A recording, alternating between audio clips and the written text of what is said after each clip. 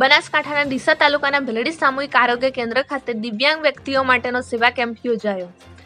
ભીલડી સામૂહિક આરોગ્ય કેન્દ્ર ખાતે ધારાસભ્ય કેસાજી ચૌહાણ તથા ભાજપ જિલ્લા પ્રમુખ કીર્તિસિંહ વાઘેલા અને આરોગ્ય અધિકારીઓની ઉપસ્થિતિમાં 14 દિયોદર વિધાનસભા મત વિસ્તારમાં સમાવિષ્ટ દિયોદર તાલુકાના તમામ ગામોના અને ડીસા તાલુકાના 17 ગામોના દિવ્યાંગ વ્યક્તિઓ માટે સેવા કેમ્પનું આયોજન કરવામાં આવ્યું હતું।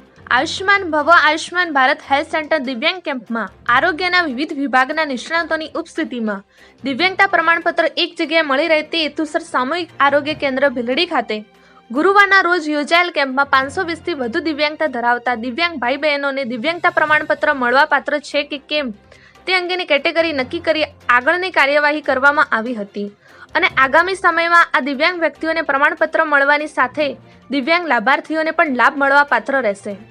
આ કેમ્પમાં કેસાજી ચૌહાણ ધારાસભ્ય દિયોદર, કીર્તિસિંહ વાઘેલા જિલ્લા પ્રમુખ ભાજપ બાબુભાઈ પાનકુટા ભીલડી, પોલીસ સ્ટેશનના પીએસઆઈ એકી દેસાઈ સાહેબ તેમજ ભીલડી ભાજપ મંડળના મહામંત્રી સુરેશભાઈ સિલ્વા તેમજ દિયોદર ભાજપ મંડળ સહિત હોદ્દેદારો અને કાર્યકરો તથા બોડી સંખ્યામાં વિભાગ ભાઈ બહેનો ઉપસ્થિત રહ્યા હતા।